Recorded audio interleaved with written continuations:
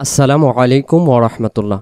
বানান করে সূরাতুল মাউন আজকে ভিডিওটিতে আপনাদেরকে শেখাবো। অনেকে আমরা সূরাতুল মাউন পড়ি, কিন্তু সূরা মাউন পড়ার ক্ষেত্রে আমরা কিছু কিছু শব্দ ভুল করে ফেলে মনের অজান্তে। কেউ বা বাংলা দিয়ে মুখস্থ করছিলাম, কেউ বা কারো কাছে শুনে শুনে মুখস্থ করার কারণে আমাদের সেই ভুলগুলো রয়ে গেছে।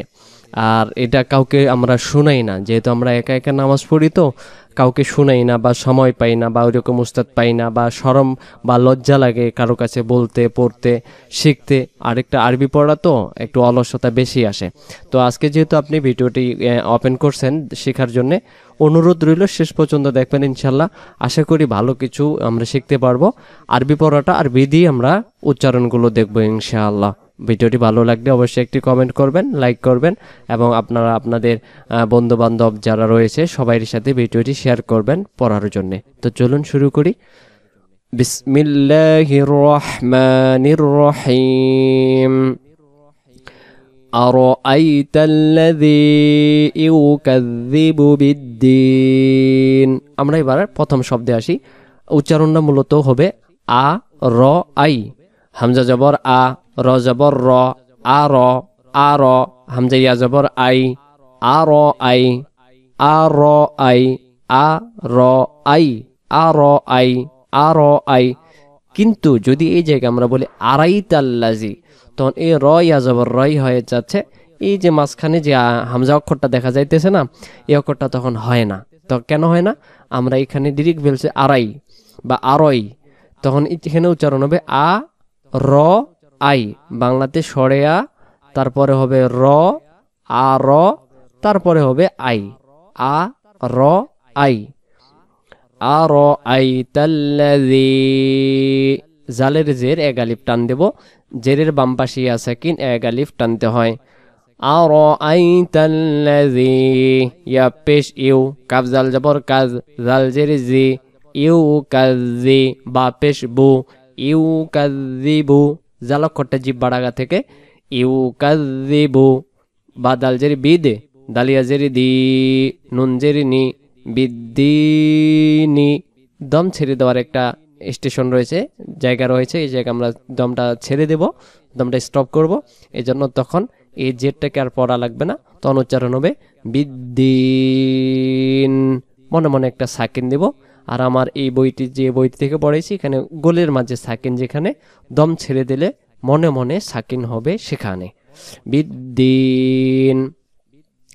আরাআইতাল্লাযী ইউকাযযিবু বিদ্দিন।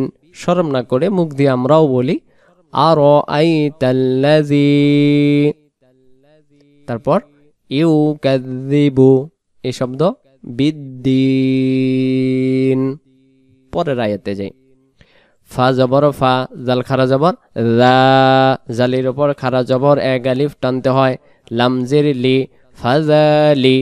কাফ জবর কা, কাফ লাম জবর কাল, ফাজালি কাল। লাম জবর লা, জালিয়া জের জি, ফাজালি কাল্লাজি। জেরের বামে ইয়া সাকিন এক আলিফ টানতে হয়। ফাজালি কাল্লাজি। ইয়া জবর ইয়া, দা লাইন পেশ দৌড়, ইয়া দৌড়। গলায় লাগবে আইন অক্ষর, গলার মাঝখান থেকে একটু চাপের মতো উচ্চারণ হবে দৌড়, দৌড়, দৌড়, দৌড়। ইয়া দৌড়, আইন লাম পেশ উল, ইয়া দৌড়। ইয়া জবর ইয়া, তাইয়াজের তি।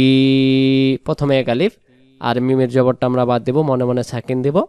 এই জন্য এক আলিফের পরে এক আলিফ মাদের বামে ওয়াকফ হইলে তিন আলিফ টানতে হয়। এই জন্য ইয়াতিম, ইয়াতিম, ইয়াদুল ইয়াতিম। আবার ইয়াদুল ইয়াতিম। আরেকবার বলি ইয়াদুল ইয়াতিম।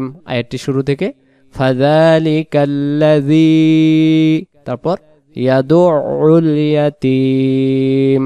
সম্পূর্ণ আয়াতটি একবার বলেন। ফাযালিকাল্লাযী ইয়াদুল ইয়াতিম। মাশাআল্লাহ। পরের শব্দ ওয়াও জবর ওয়া, লাম আলিফ জবর লা, কি হয় ওয়ালা। আবার ওয়ালা, এক আলিফ, জবর বামে আলিফ। ইয়া জবর ইয়া, হা দাল পেশ হুদ, দাল পেশ দু, ইয়া হুদ্দু, এবং লম্বা হাটা হলকের মাঝখান থেকে শো করে হুদ্দু হুদ্দু হুদ্দু, ইয়া হুদ্দু ইয়া হুদ্দু। তাহলে শুরু থেকে ওয়ালা ইয়াহুদ্দু, আরেকবার ওয়ালা ইয়াহুদ্দু। তারপরে আইন জবর আ, লাম খারা জবর লা, আলা আলা। এখানে ইয়া অক্ষরে কিছু নেই, উচ্চারণ হবে না, এভাবেই থাকবে আলা। ত জবর ত, আইন আলিফ জবর আ, তো আ, তো আ। এই শব্দটা ভুল হতে পারে, যেটা আমরা সচরাচর যে সমস্ত ছাত্রদের কাছে শুনে থাকি, ওরা বলে ফেলে আলা তোয়ামিল মিসকিন। তোয়ামিল, তোয়ামিল বললে এখানে ওয়াও জবর ওয়া যুক্ত হচ্ছে, আর এখানে আছে কি অক্ষর? আইন। আইন জবর কি হবে? আ, গলা চেপে তো আ। মিম লামজের মিল, মিম লামজের মিল, তো আ মিল। মিম সিনজের মিস, কাবিয়াজের কি, এক আলিফ, আর এক আলিফ মাদের বামে ওয়াকফ হওয়ার কারণে 3 আলিফ হবে। কি মিলবে নুনের সাথে কি,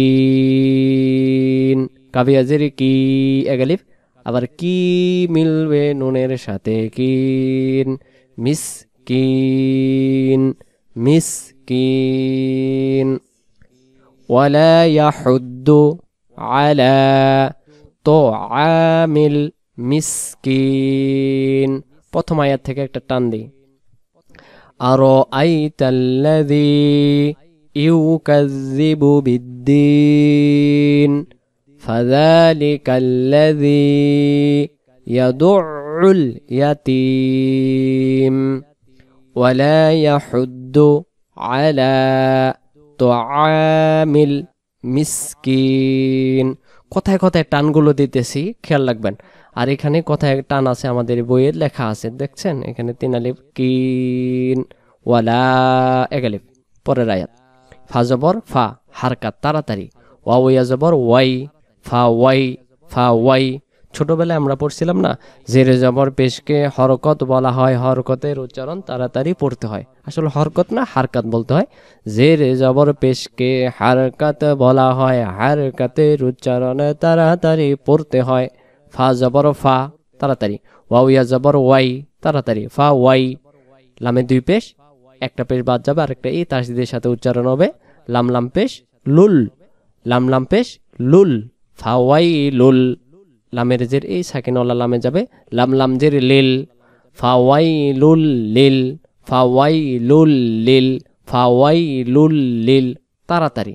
মিম পেশ মু, তাড়াতাড়ি। সদ লাম জবর সল, তাড়াতাড়ি। লামিয়া জের লি, জের বমিয়া সাকিন, এক আলিফ মাদ, আর এক আলিফ মাদের বমে ওয়াকফ করার কারণে এক আলিফের যে অক্ষরটা এক আলিফ ছিল, ওই অক্ষরটাকে টানটা আরেকটু আমরা লম্বা করে দেব। লামিয়া জের লি, লি মিলবে নুনের সাথে লিন, লিন। ফাওয়াইলুল লিল মুসাল্লিন। এবার আসেন, এই শব্দে ভুল হতে পারে কি, আমাদের বাংলাতে এখনো লেখা রয়েছে অনেক বাংলাতে মুসাল্লিন। মুসাল্লিন যদি পড়ি, তাহলে এইখানে ভালো করে খেয়াল রাখবেন, এই অক্ষরটার নাম হলো সদ, সদ জবর স। নিচের লাইনে আমরা যদি একটা অক্ষর দেখি, এটা হলো সিন, সিন জবর সা। 2 অক্ষর দেখতে 2 রকম, 2 অক্ষরের উচ্চারণও 2 রকম। তাহলে আরবিতে সদ জবর স, সিন জবর সা। এখন যদি আমরা ফাওয়াইলুল মুসাল্লিন পড়ি, তখন এই সদ অক্ষরটা কি হবে? ভুল হবে। কি করে ভুল হলো? আমরা সিনে রূপান্তরিত করছি উচ্চারণে, কিন্তু কোরআন মাজিদে কি রয়েছে? সদ। আর সদ জবর কি হয়? স। ইস্তিলা নামে 7টি অক্ষর রয়েছে, অর্থাৎ উচ্চারণটা মোটা হয়। মোটা মানে কি? সদ জবর স, দ জবর দ, ত জবর ত, খ জবর খ, র জবর র, এরকম অক্ষর রয়েছে। এগুলো অক্ষরকে মানে আকারের হবে না বাংলাতে। যেমন হলো ফা জবর ফা, বাংলাতে ফয় আকার ফা। নুন জবর না, বাংলাতে দুন নয় আকার না। সদের বেলায় সদ জবর স, অর্থাৎ আকারটা হবে না, সা হবে না। ফাওয়াইলুল লিল মুসাল্লিন। তারপরে দম ছেড়ে দেওয়ার পরে আলিফে জবর নেই, আমরা মনে মনে একটা জবর দেব। হামজা লাম জবর আল, লাম জবর লা, আল্লাহ। জাল ইয়াজির জি, এক আলিফ টান। নুন জবর না, আল্লাযিনা, আল্লাযিনা। জাল অক্ষরটা জিহ্বার আগা থেকে। যদি আমরা বলি আল্লাহ জিনা, তখন এটা জাল অক্ষরটার পরিবর্তে জিম অক্ষর আসতে পারে। জিম অক্ষর না, জাল। জাল অক্ষরে জিহ্বার আগা থেকে নরম করে পড়তে হয়। আল্লাযীনা, আল্লাযীনা। হা মিম পেশ হুম, আল্লাযীনা হুম। আইন নুন জবর আং, এখানে আং হবে অনুষ্কারের মতো। নুন সাকিনের পরের অক্ষরটা সদ অক্ষর থাকার কারণে ইকফা নিয়ম হবে। এরকম 15টি অক্ষর রয়েছে সদ অক্ষরের মতো, আরও 14টি রয়েছে তাসা জিমদাল জালজা সিনশিন সদ দত্ত কফকা বারফা। যদি নুন সাকিনের বাম পাশে ওই 15 অক্ষরের ভিতরে যে কোনো একটা অক্ষর পাওয়া যায় তখন এই অনুষ্কারের মতো উচ্চারণ হবে আং। আর এখানে যদি সদ অক্ষর না থাকতো তখন উচ্চারণ হতো আন। আর এখন বলতে হবে আমাদেরকে আং, সদ জবর স, লাম জবর লাম, আলিফ জবর লা, এক আলিফ জবর বামে আলিফ থাকলে এক আলিফ টানতে হয়। আং সলা, তাজের তি, হামিম জের হিম, সলাতিহিম, আং সলাতিহিম, আল্লাযীনা হুম, আং সলাতিহিম। তারপরে সিন জবর সা, এক আলিফ জবর বামে আলিফ, হাওয়া পেশ হু, পেশের বামে ও সাকিন, এক আলিফ মাদ। আর এক আলিফ মাদের বাম পাশে ওয়াকফ হইলে এক আলিফ 3 আলিফ হয়ে যায়। হাওয়া পেশ হু, হু মিলবে নুনের সাথে হুন, সাহুন।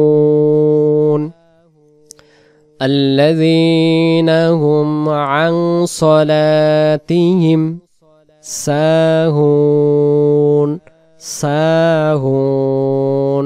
তারপরে আল্লাযীনা, এই শব্দটা একই, আল্লাযীনা হুম, ইয়া ইয়া পেশ ইউ, র আলিফ জবর র। আমরা জানি জবর বামে আলিফ থাকলে এক আলিফ হয়, কিন্তু এখানে লিখছি কয় আলিফ? 4 আলিফ। আর আমরা সচরাচর জানি ছুরি চিহ্নের মতো যদি থাকে সে অক্ষরটাকে 4 আলিফ টানতে হয়। যে অক্ষরের উপরে মোটা চিহ্ন পাওয়া যায় সেই অক্ষর 4 আলিফ টানতে হয়। এখন 4 আলিফটা হয়ে গেছে কেন? আগে ছিল জবর বামে আলিফ এক আলিফ, এক আলিফ পরের অক্ষরটাই গোল হামজা যদি থাকে, এ কারণে এখানে মাদের নাম মাদে মুত্তাসিল। এক আলিফ মাদের বামে গোল হামজা পাইলে 4 আলিফ টানতে হয়। ইউ র, হামজা অপেশ উ, এক আলিফ মাদ। আর এক আলিফ মাদের পরে ওয়াকফ হওয়ার কারণে 3 আলিফ হবে। উ মিলবে নুনের সাথে উন,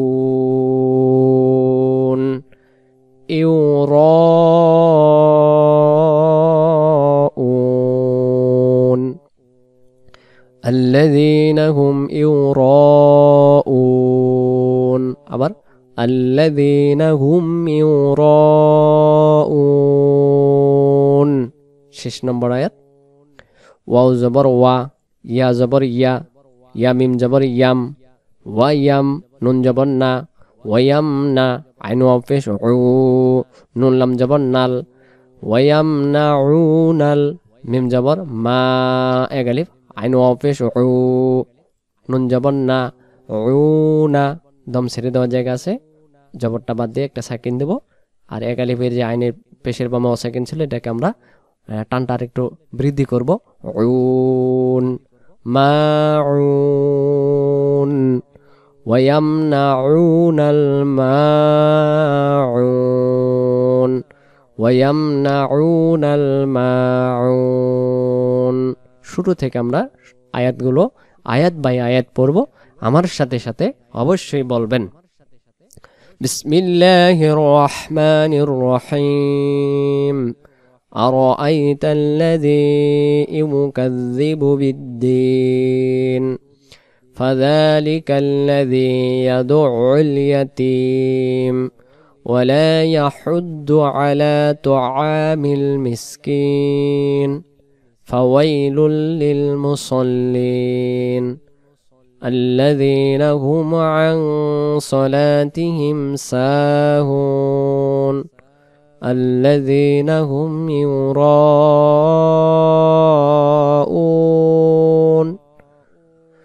ويمنعون الماعون। সম্মানিত দর্শক শ্রোতাবৃন্দ, আপনাদের যদি ভিডিওটি ভালো লেগে থাকে পড়ানো সিস্টেম, অবশ্যই আপনারা আপনাদের মতামত জানাবেন। এমন করে আরও সূরা আপনাদেরকে আমি শেখাতে চাই, বোঝাতে চাই। যদি ভালো লেগে থাকে অবশ্যই জানাবেন। আসসালামু আলাইকুম ওয়া রাহমাতুল্লাহি ওয়া বারাকাতুহু।